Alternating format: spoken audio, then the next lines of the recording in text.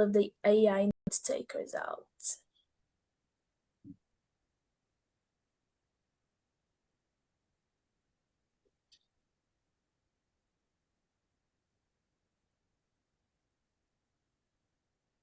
Hi, everyone. Everyone. Hi, Malika. Hi, Diar. Great seeing your face. Hi, everyone. Well, doing good, thank you. How are you? How have you been? Doing pretty well, thank you. Look Despite forward. these crazy times, I have to add.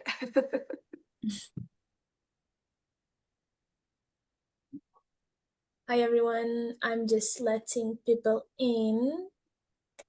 I hope you're all having an amazing day, morning, afternoon. I always think we should have a music at the start. I'm going to remember this for next time.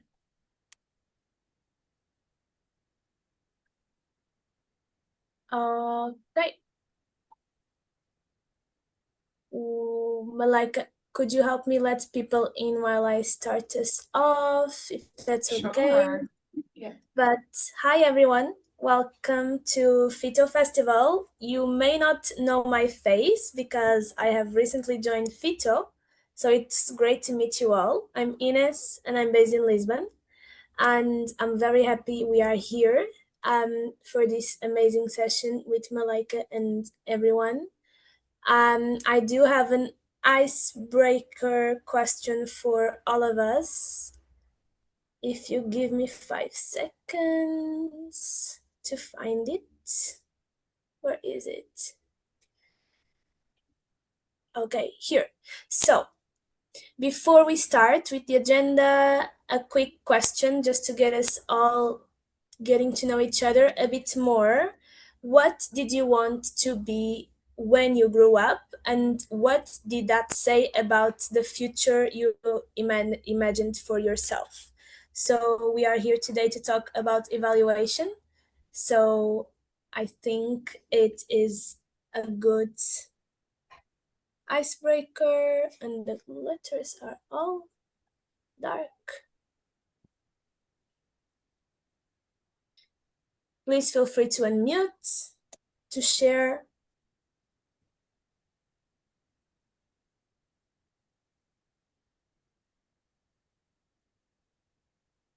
Erika, I see you in my screen. Hi, I'm Erica Faulkner. I use she, her pronouns, and I work for Lancaster Clean Water Partners.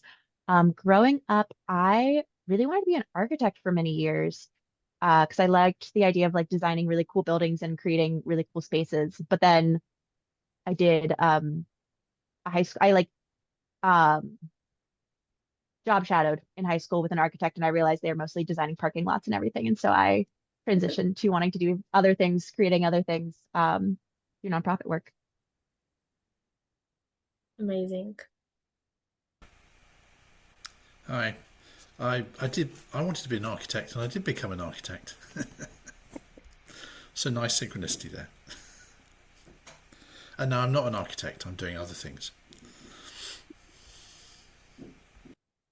Amazing, Tony. I'm going to challenge you to connect to Erika after this session.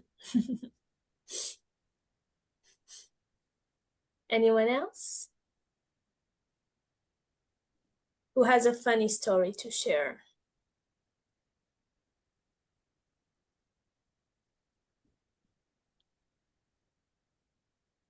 Thomas, I see your background is making me want to choose you. Okay, hello everybody. I wanted to be a magician when I was a child, and I wanted to be admired.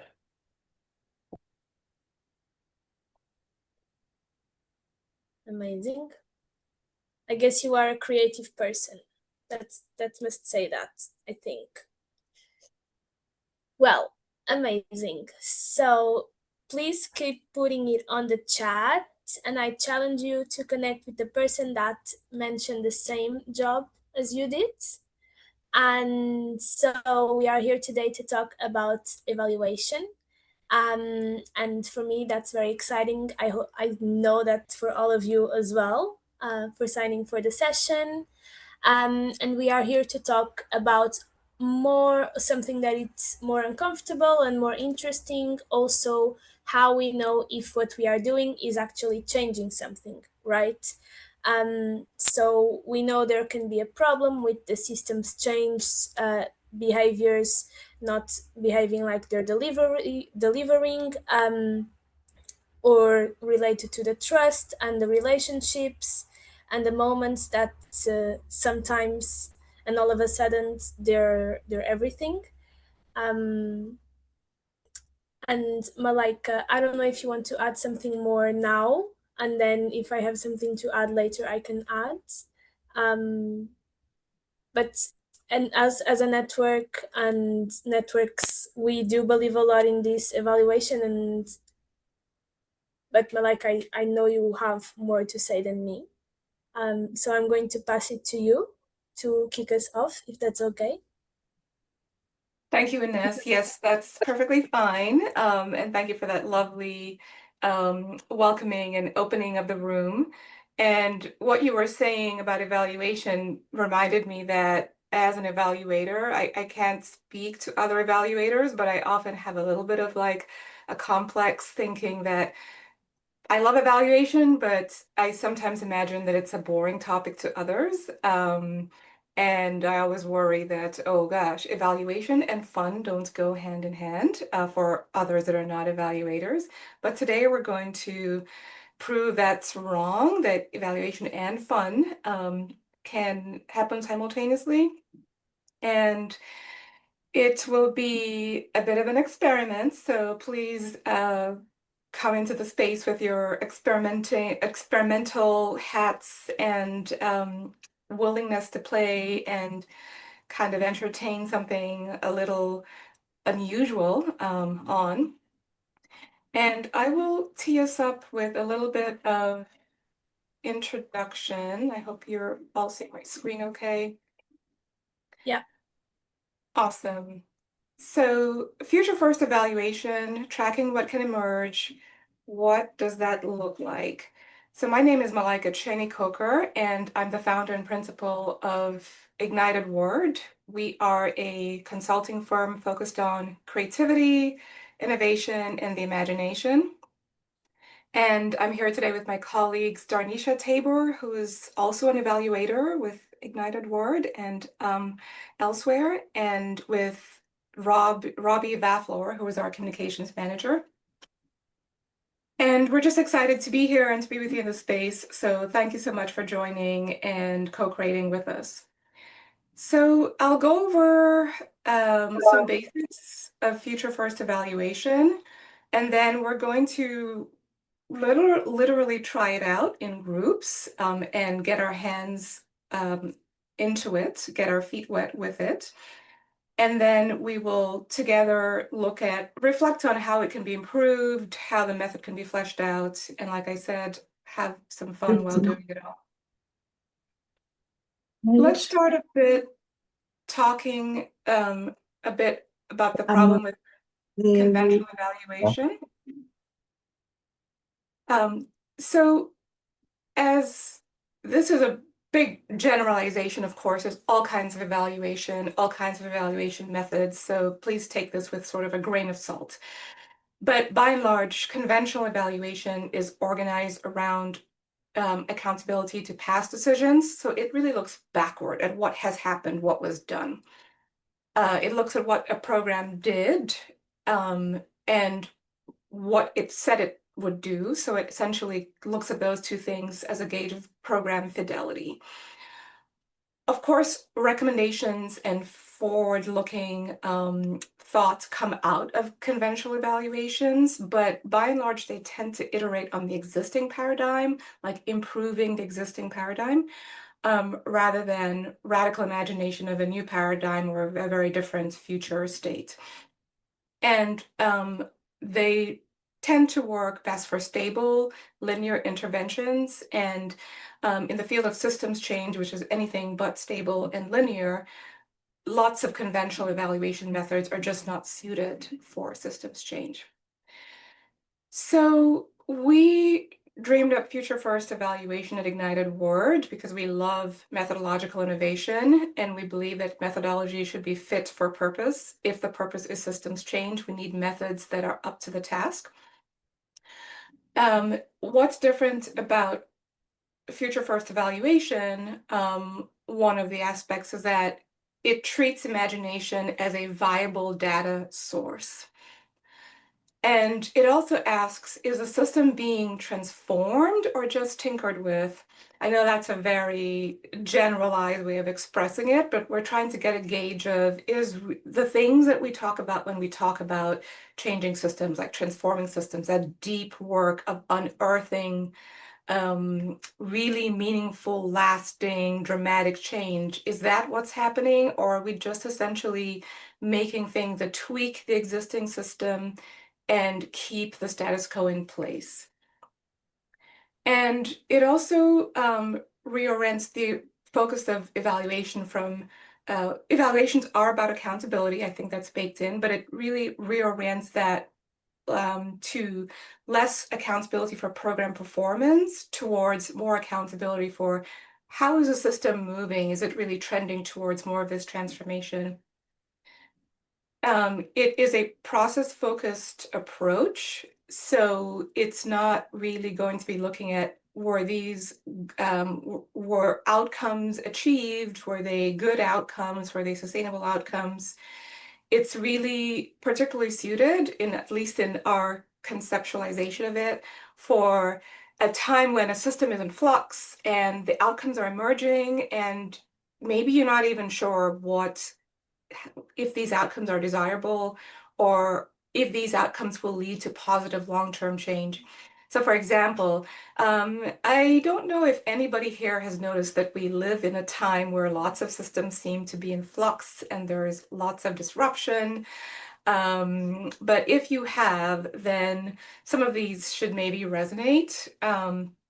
But I would say that, for example, if you're like in movement building work or in activism, and some groups are taking a tactic of like naming and shaming people they consider to be opponents, well, it might be a bit early to tell, is that a desirable tactic that will lead to desirable outcomes, or will it backfire? Is the backfiring good? Is it bad? It can be hard to make these evaluative judgments in a very dynamic, changing system. Or even like with AI ethics and adoption, should we be pro? Should we be con? Should we be something in between? Like sometimes these outcomes, it's hard, again, to define them as good or bad, desirable, undesirable. And therefore, what this method is focused on is just trying to look at, is the system at least moving in a positive way as far as transforming itself towards the kind of future we desire? Having said that about outcomes, because this method is process-focused, it does leave this big gap around when you need to make judgments on outcomes and say, okay, this is not a desirable outcome, or this is a desirable outcome. And so that's why we think it's best if you pair this method with other methods that do make those kinds of judgments and outcomes. And finally, on this rather long list, I'll say that it uses the 3 Horizons framework, which I'm sure many are familiar with, as the primary structuring logic. One caveat before we look at the 3 Horizons framework is that what we'll be going through today is really just a taste of the method, and to apply it in an evaluation, of course, there would be a lot more that would be built out in terms of guidance and approach. So moving on to the 3 Horizons framework, I hope that this is by and large familiar to many people. Okay, Zoom, work with me here. It has these 3 horizons. H1, Horizon 1 is the dominant system. So that's the current system, but it's in decline. So if we're talking about food systems, for example, we know it's broadly agreed that conventional agriculture, even though it feeds the planet, it comes with a lot of problems. It's breaking down the environment, it's polluted, it's causing pollution and so on and so forth. It's based on monocultures, all these destructive things. So there is a lot in the current system that is in decline. Horizon 2 has emerging innovations. So again, with food, here, this is alternatives and experiments seeding change. It would be things like regenerative agriculture, or even more judicious use of pesticides within conventional agriculture, more environmentally friendly practices of conventional agriculture, and so on. Things that are being tried all over the place all the time to address the decline of the dominant system. And Horizon 1 and Horizon 2 are both happening in the present. Then you have Horizon 3, which is the future. It's where we want to be. We want to be with a much more stable, sustainable, equitable, and healthy food system for the planet. We may have envisioned it. We may have different visions of what it is. We're not there. But the question is what's happening in Horizon 2 enough to take us to Horizon 3? Or is Horizon 2 pretty much just reinforcing what's broken in Horizon 1? Or it's not enough to really fundamentally change Horizon 1, the dominant system? So I'll stop there and see if folks have initial questions on the method or on the 3 Horizons framework. What strikes you as interesting, or is there anything that strikes you as confusing? Let's have any of them.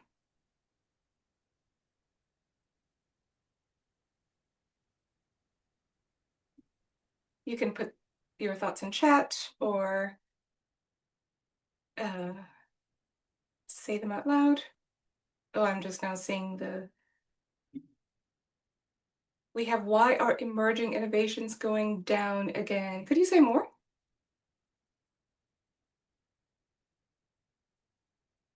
That This is was Mara. me. Yeah, it was me.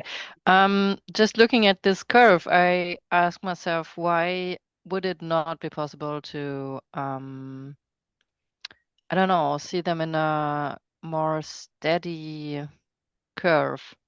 Why would they pop up and then go down again in this curve? I see. So maybe like hopefully trending upward all the way, right? Exactly. Okay, yes, that would be a more hopeful depiction of what happens, what we hope happens in Horizon 2, but I'm afraid we just borrowed this graphic, and this is the way that I guess it's commonly depicted. We have Florian, curious to know what you look at to answer the question, are the systems being transformed or tinkered with? What are reliable signals or data points for this? I love the question, Florian, and actually that is a great segue into the exercises that we'll be doing today, because we will look at 3 areas where you can get a gauge of how the system is trending, with a caveat that this is an experimental method. So until it's been used many times and there's data around those indicators, we won't have an ultimate answer. But it is true that a lot of the methods that we use for systems change and systems theory are also kind of experimental. Kate, but the idea is that all systems decline, infinite growth is not realistic. Some work is to bridge from H2 to H3. Exactly. All systems have life cycles, but they're not set in stone. So you can speed up or slow down the trajectory of a system. That's why we need methods that help us monitor systems change, not just so we can know, but that so we can help change them. Okay, excellent questions. Thank you, and keep that. Malika, sorry for coming. interrupting. We have Yeah. a hand raised from Lisa.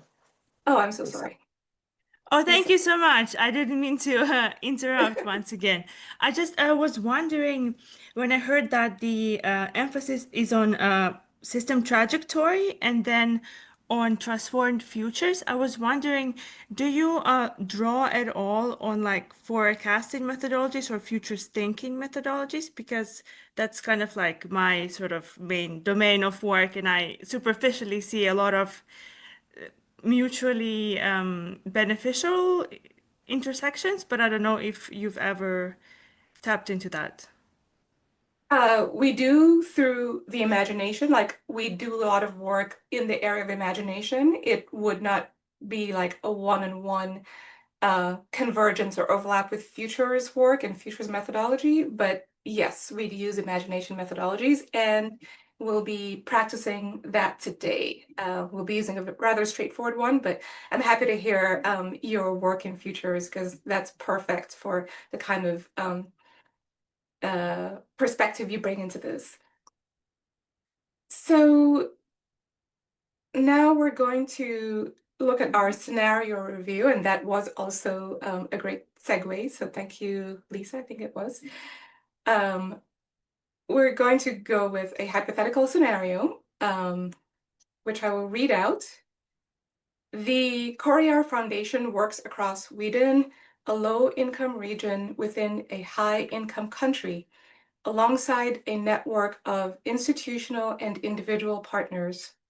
The region faces compounding challenges: youth disengagement from politics and civic life, wage stagnation, growing anxiety about AI and automation-driven job displacement, and a pervasive sense that the future is less certain than it was for previous generations.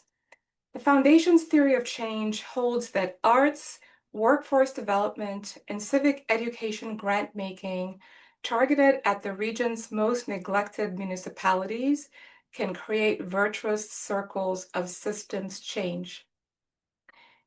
I would imagine this sounds familiar to several of you. And with this hypothetical scenario in mind, let's look at the basic components of how we're going to assess the system's trajectory using the Three Horizons framework. So we have over here the main question: is the system trending towards reinforcing the status quo? Pretty much it's what I was saying before. Is that kind of like we're just tinkering, status quo is very much in place, or is it starting to shift more substantially towards Horizon 3? Now, back to the question somebody asked previously, like, how will we know? What are the indicators? Well, here's what we have as domains of change. We're going to look at these 3Ds. Divergence is when you look at the portfolio, are the interventions original? Do they diverge from what has been done to date? Is the system willing to contest the status quo or merely perpetuate it? How much of a break from current patterns are these interventions? And of course, just to say, not everything about a current system needs to be changed. A lot needs to be perpetuated. But if we know a lot of the system has to change, we should also see interventions that are dramatically shifting from the status quo. Diversity. Does the portfolio address systems change across multiple sectors and mechanism types? So is it working across, let's say, food and health and education, addressing diversity in that way? And is it also working across multiple mechanism types of systems change? Systems change practitioners, I'm sure there are many of you out there. You know that systems have to change across mental models and social norms, across resource flows, across technical institutional change. So is diversity taking place in these sort of two axes of sectors and also the mechanism for systems change? And finally, for you network practitioners out there and knowing that FITO obviously is a network of networks, is there a dense, healthy network through which ideas and innovation can spread to change the system? So now we're moving into our Three Horizons work, some of which is going to be in groups, but we've taken the liberty of pre-populating Horizon 1 just to get the ball rolling, because this is the status quo. So thinking of that scenario of the low-income region struggling with civic disengagement, youth unemployment, and so on, here are some of the things that we might see that show that the current system is in decline and the status quo is very much in place. So, for example, Nonprofits avoid, under divergence, nonprofits avoid challenging local employers on wage practices to protect funding relationships. We have here for arts programs that they replicate safe cultural programming rather than exploring contested community futures. For the sake of time, I'll just do one from Diffusion, which says, youth-led initiatives lack connections to institutional actors who could scale their ideas, so the network isn't properly joined up as we would hope. Darnisha, as you look at these and given your experience, including working with foundations, working with nonprofits, does any of this ring a bell? And I know it seems quite negative because, again, for Horizon 1, we're focused on what's not working in the status quo. But yeah, would you say any of this rings a bell? Yeah, I would say this really resonates with the work that I take on, especially thinking about workforce development programs as in the US context where I work. A lot of them are focused on youth and preparing them with skills to obtain jobs that exist today.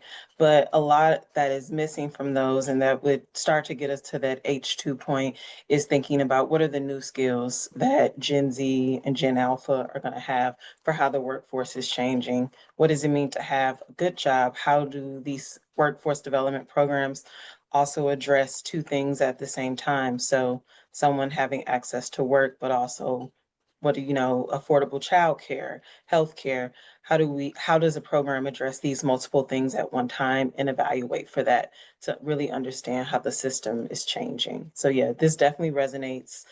And a lot of the work that I'm seeing right now is in that dominant system, but I think we could challenge ourselves to think a lot more broader and complex to get to that H2. Okay, thank you. And you're speaking to this sticky on the right on divergence, workforce training replicates credentials for jobs that may not exist in 10 years, right? Okay, thank you. Awesome. Okay, so now we're going to start some group work. We have our H2 board, and we have, just to give you a little tour, we have our H3 board, which is the future, and we'll see how they all connect. Before we go into the exercise, are there any, I can take maybe like one quick comment or question regarding H1 and the dominant system, especially if there's anything that's not clear about it.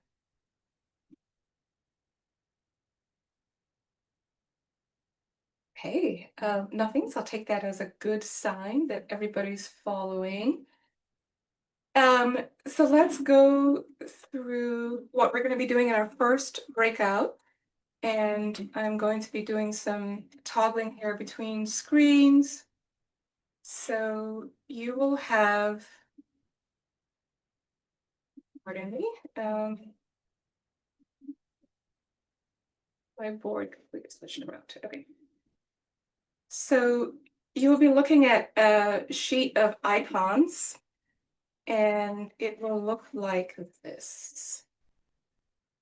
This will be shared with you if it hasn't already. This is our imagination exercise. This is where we're thinking about the future first, and we'll be working on Horizon 3, the future. So the instructions are to use this sheet of icons just to inspire your thoughts and your imagination. And you will be thinking of the not too distant future. We went ahead and put that as 2029. That's the end of the evaluation period. And you'll be picking a sticker as inspiration for any one of these 3 Ds: divergence, diversity, or diffusion. And the explanations are here about how one of those will be different in the future. So for example, you can pick the volcano icon and say, in the future, like a volcano changes the landscape each time it erupts, the youth in the region will be regularly breaking out new initiatives. The scenario for the story is underneath. for your reference. And there's really no right or wrong answer. It's just for you to think through some of this in groups. Each person would ideally pick a sticker and share, and to have some fun doing it. And then when you come back into breakout, we'll take some feedback back from breakouts. We'll take some feedback in the chat and a few verbal feedback also that we will put on the H3 board. Is everything clear before we go into breakout rooms? And Ines, thank you for sharing the icon sheet, which you can download. There'll be 15 minutes for this. So looking at any questions, I think we're good. So we're doing Horizon 3 first, not 2. Yes. True to the name, Future first. Technically, we did Horizon 1 first, but we'll ignore that. Future first, we start with a future and with imagination. Okay, Ines, it looks like, let's see, there's one more. Everybody has the link to the whiteboard and the download, the icon sheet. It looks like we're good to go with breakout rooms. So have fun, folks. Amazing. Anyone needs any resource, again, let me know. I'm opening the rooms now. How many are we? Okay. Have fun, everyone.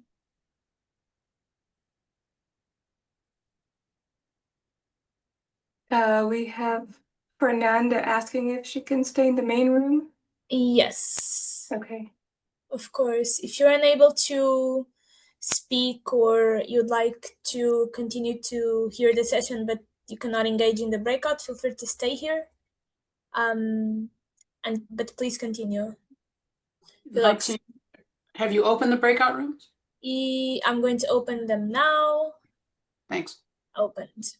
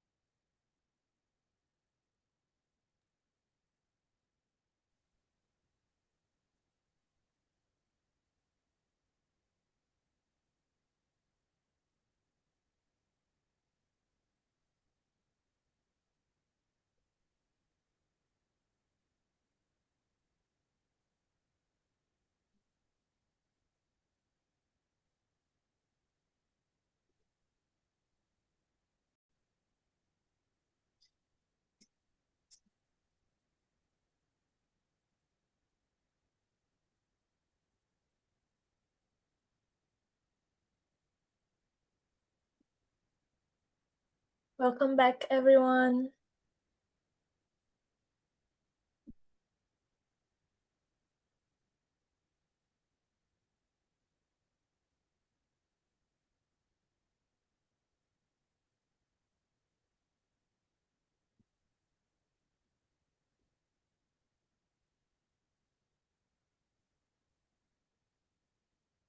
Welcome back, folks. How was it?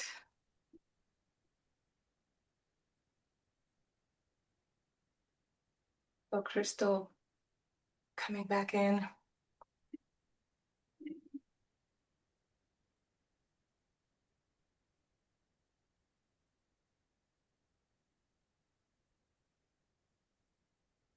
All right.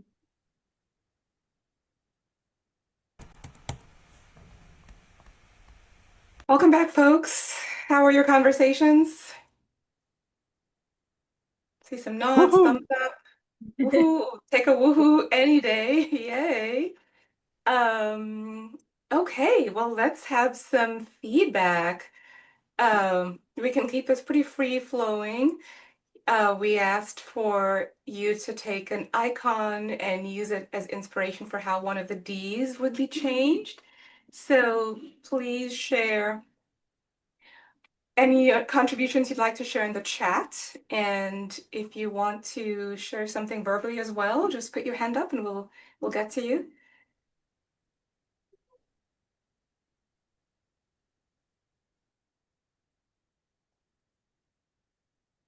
Who's going to be the first to break the ice? I actually was, I joined all the groups but one, was a fly on the wall, would have happily been a fly on the wall for the entire duration of each of the conversations because they were so fascinating and so rich. So I hope you enjoyed them. And I guess maybe we can frame the question as what's one thing different about the future that you imagined that you'd like to share?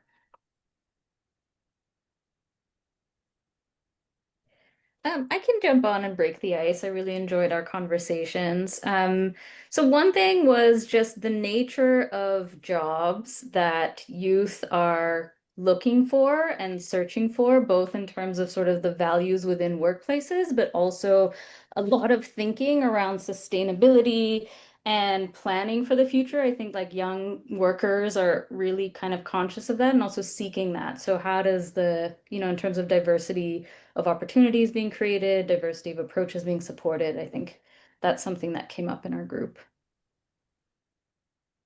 Awesome. And the icon was the flower, I guess, or the any of the green things. Could you say more about how the flower led to that? It was just sort of talking about so nature and its like adaptive capacities, right? And how these things will naturally adapt to the landscape as it's evolving and changing, and how important it is to recognize that. And sometimes there's negative things like, weeds or foreign species kind of overtaking places, but then there's also always sort of like the rebalancing of it and the inherent issue is like you have sort of an adaptive way of being to make the ecosystem like grow and strengthen and continue. Beautiful. And then we have a contribution from the chat from Kate. You chose a mushroom for the mycelial network, so connecting to diffusion. Yes, one different thing, all the groups are connected with the skills to share challenges and resources and work through decisions and choices. Beautiful. What else?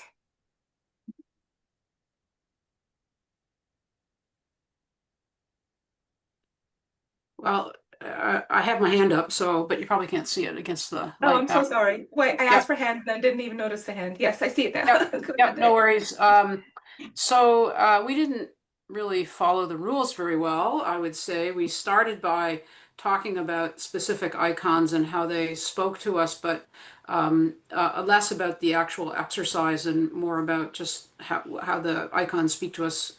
I don't want to say generally, but So we talked about a bunch of different icons, and then for me, it kind of goes up a level because I'm really interested in how we use frameworks, icons to some extent, to just think about systems differently. So, and my passion project is this website I've just put in the chat that brings a whole bunch of images to you and are freely available to use that are related to the differences between complex and complicated. So I'm sure some of those would be relevant to the example that you have here, but we talk a bit more generally. So apologies for not following instructions.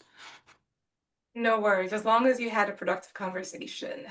It was a really interesting conversation, and Michael can speak to this more than I can. But we also talked about the issue of, the idea of images and icons for talking about the fractal nature of some systems and where that went, and how you look at different levels between micro and macro. So it was a little all over the map, but for me, I guess that's what I really like. So apologies. No need. Excellent. Okay. We have, let's see, a little bit more time to take maybe one or two last contributions from the groups. Did anybody tackle divergence? I'm curious and have something to share on that. I can share what came up in the group that I was in. So for diversions, the example that we talked through was the plant. So thinking about, all of the things that you put into the soil to populate different roots, those being the ideas. And sometimes, you'll have a healthy network that shows a really robust plant. But like a plant, some things in the system or environment might change that. There was a comment earlier of, there's not infinite growth, a system ebbs and flows, and so does a plant. So at times there will be a really robust, healthy network, but things in the environment for a plant that might be, sunlight, lack of water, moving to a new location, some of the leaves might droop, but then things in the environment might take up shape that change that system and bring it back healthy. So we had me and Florine had a really interesting conversation about the plant icon. Awesome. Thank you, Darnisha. Anybody pick a really wacky icon that on its face might not have had seemed to have much to do with systems change?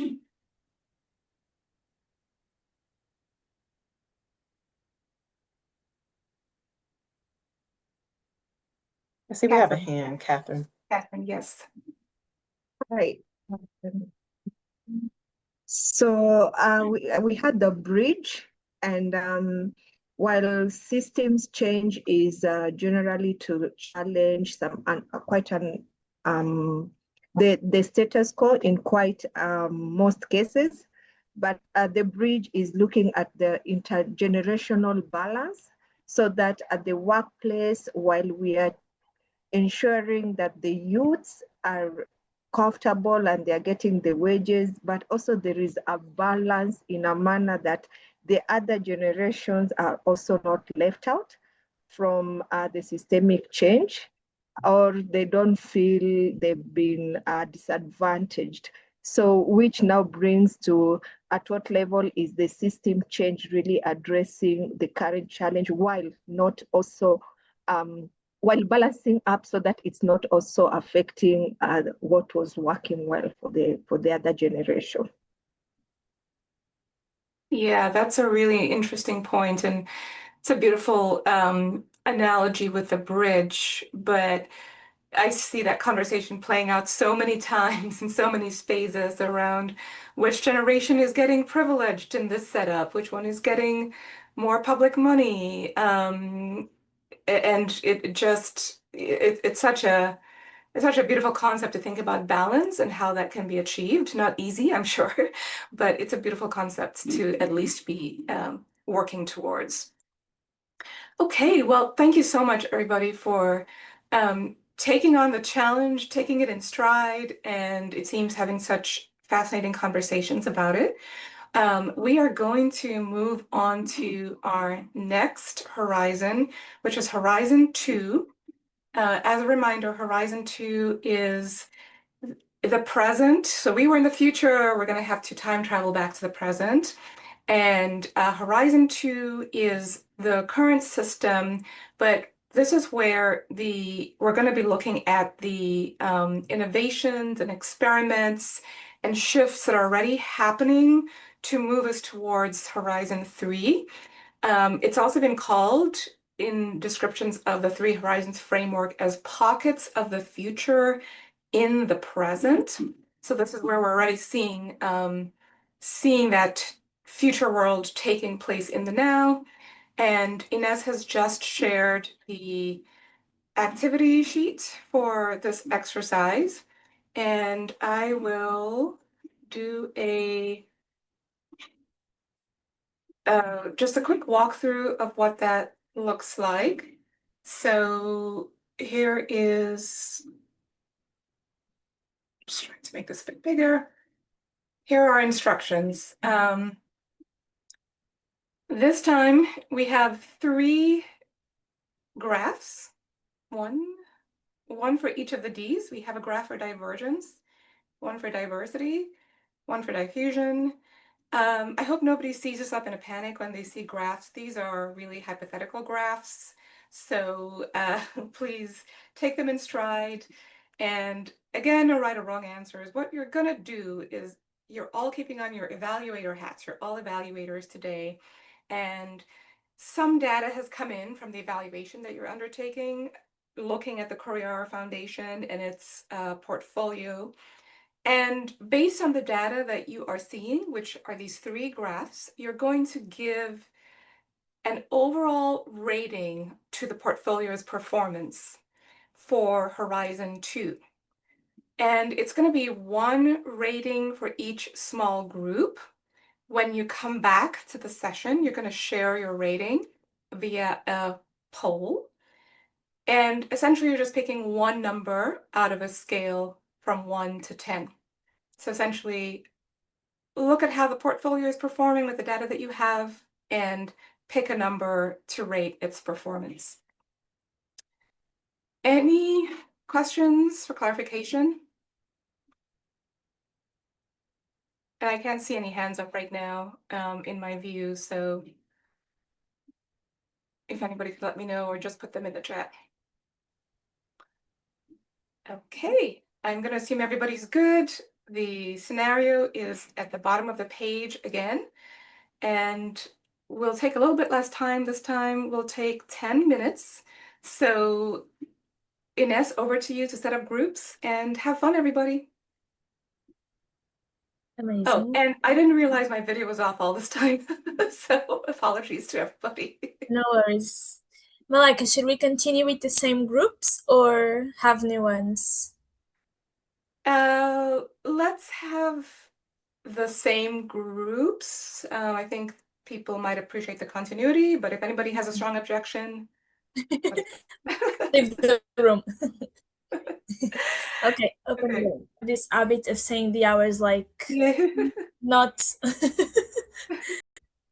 never the exact time, but yeah. Then we still have 15 minutes. You should.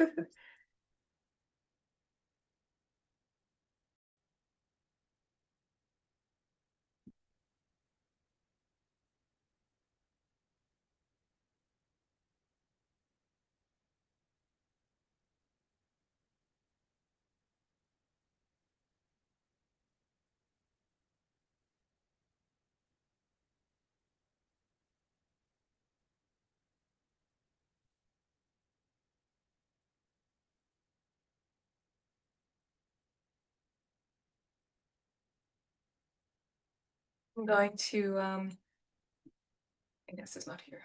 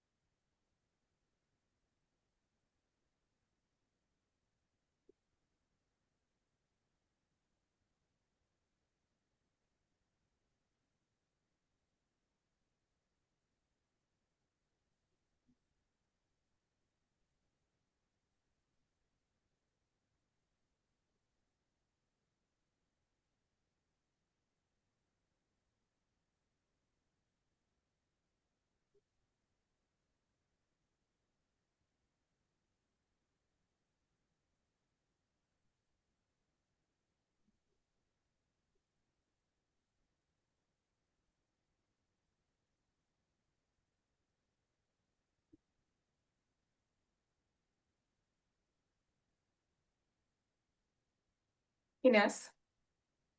Just close them. Awesome. Still gives 1 minute. Yeah, you're right. Agreed.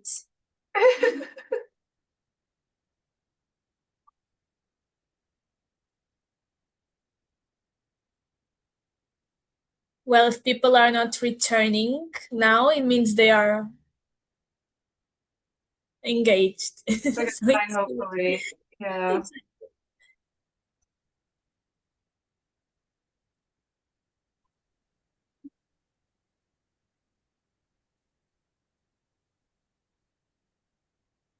Love seeing the room fill up like that.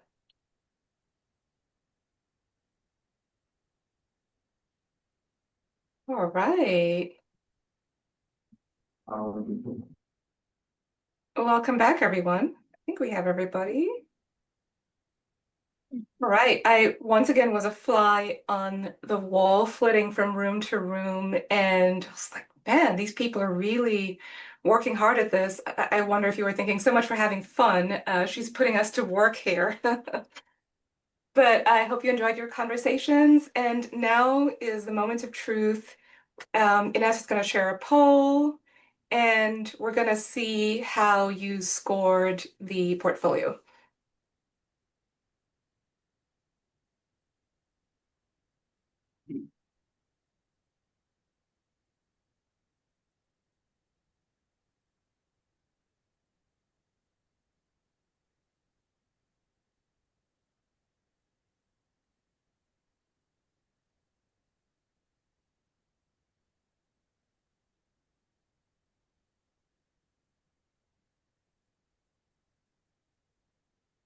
This is fascinating.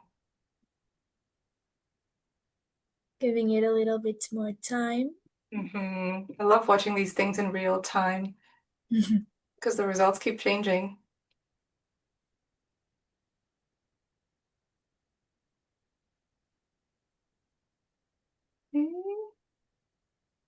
Starting to see some patterns here, and it's 80% of results in. I feel like this is election night all over again with a lot less anxiety. Amazing. Okay. So I don't know that we're going to get any more results, but we have 38%. I wonder, Ines, is there a way to visualize, or can everybody see the results? How do we visualize the result? Okay, everybody can see them. Can see them. Awesome. So we have the majority of the results falling in the 4 and lower categories. So it's going to be tough to share the news with the foundation that their portfolio didn't score at foundation and their partners, we should say, because this is, again, thinking of systems change and collaborative impact. It's going to be tough sharing the news that their portfolio didn't score very highly on H2. Can we take some comments? Oh, thank you. Robbie has put an average score of 3.18. Yikes, it wouldn't be fun sharing this with the foundation. So can folks please share a bit in the chat or verbally why they gave the score they gave? And to note that we also have a few high scores, 5, 6, and 7. So anybody can share any of the scores that their group gave. We just need a little bit of insight as to why the specific score was chosen. I'm happy to share. I was with Juan Andres and Lisa, and one of the things that we were discussing is there's a lot of important context we don't have about this portfolio. Is this an early stage initiative where this portfolio was recently funded and they're in a more nascent stage of development? We also talked about the fact that there's all kinds of other contextual factors like the social political environment. What are the barriers to progress?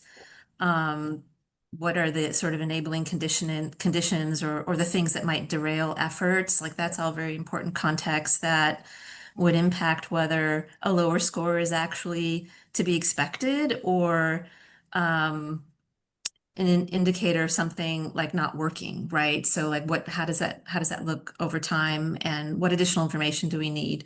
That being said, we still scored it on the lower end, between, I think it was, did we say between a 2 and a 3 maybe?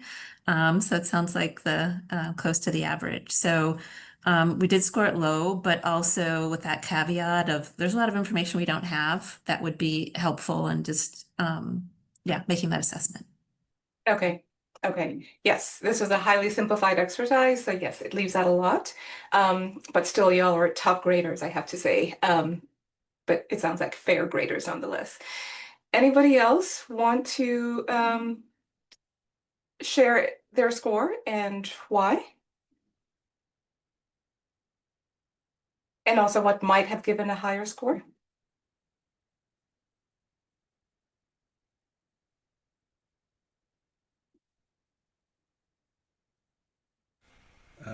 We didn't actually do a summary score for the whole three, so I jumped in at 4 as a compromise between those. Yeah, I think, well, first comment, actually, the third graphic was really useful. Really good way of actually representing the information. But as Sonia said, I think it probably hides an awful lot of assumptions and unexplained things there. But yeah, I think it showed there was still very siloed thinking going on. There's certainly the connection between the groups there, so very still quite hierarchical, with the with the foundation being at the centre of everything, particularly on the diffusion point. And the fact that there was so much clustering in the others suggested, there was you had the odd outliers, but the clustering effect, I think, really sort of showed that there was still a lot of there was some movement, but it was still pretty much across the board rather than really expanding all the various components. So a clear pattern was taking shape, that it was still pretty conservative in terms of results in Horizon 2. Okay, well, thank you. I'm just blown away by how well everybody engaged with the exercise. Like I said, I was a fly on the wall briefly here and there, and it was amazing just to me the depth of the conversation, and how much thought people were giving to the exercise. So thank you, everybody. We're just going to close out with the last parts of our conversation today before I turn things over to Ines. And for that, I will return us to the board. And doesn't look like you're seeing. Yes, okay. But you guys it looks like you guys are seeing the board, and for some reason, here we go. Hope everybody's seeing the board. We're going to essentially try and do something really, really ambitious, which is on really a mock exercise, which is just a tiny fraction of all the thought context data that would go into an actual evaluation. We are going to take a look at Horizons 2 and 3 together, or all the horizons together, where for Horizon 2, the salient thing to notice is that, and let me enlarge it here, we have a little bit of data, qualitative data, like on the siloed thinking, missing a lot of the context and contextual factors. The person that shared that did say that at the same time, the score was what it was low. So we have an average score of 3.81 for Horizon 2. And all we can do is take a quick impression, given the things we talked about for Horizon 3, transformed future, with the workers, young people able to adapt well to jobs, having a bridge to the between generations, especially in the context of like work, having healthy, I think the idea with the plant, like well able to be adapted to the environment, and having a network, this is to the diffusion, that is well connected, like the mycelial network.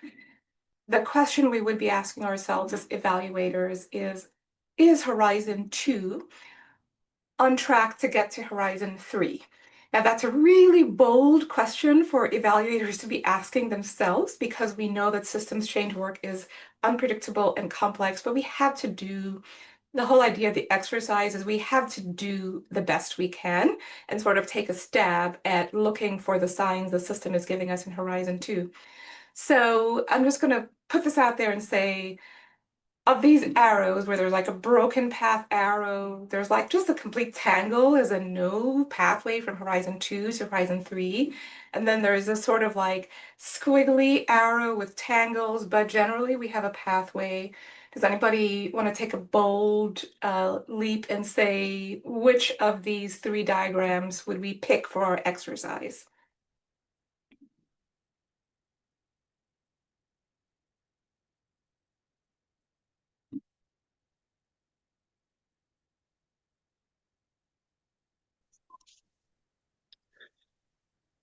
Shajini, I hope I pronounced your name okay.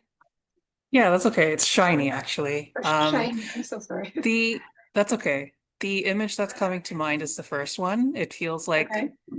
they're trying, but not exactly hitting the mark just yet.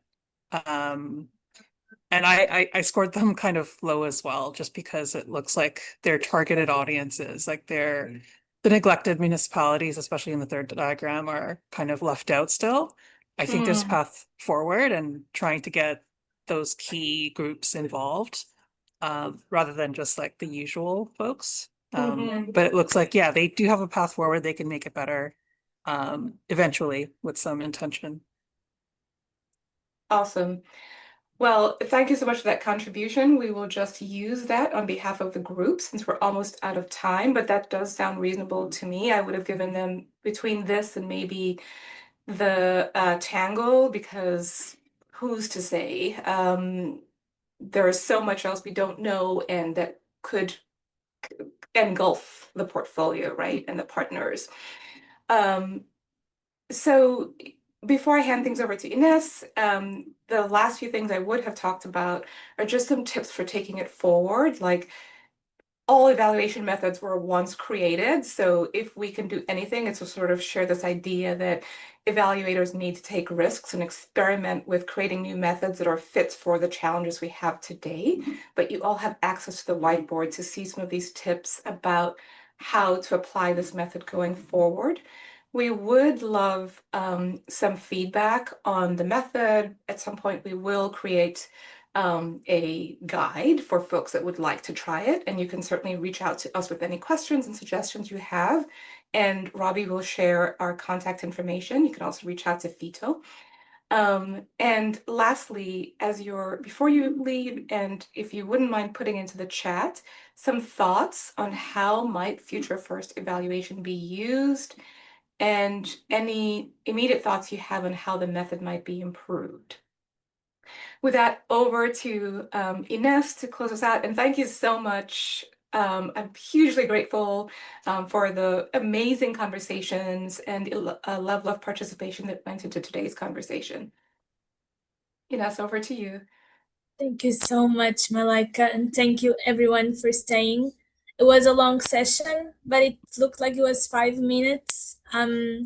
We like to have time at the end to talk about experiments, in a sense that, like Malaika is saying, what can we actually take from this session, but perhaps connecting with them is an experiment and you can take it further to help them build the work. But we invite you also to join more sessions of the festival, and I'll leave my email in the chat in case you have any questions. But thank you everyone for joining today. Lovely to meet you all.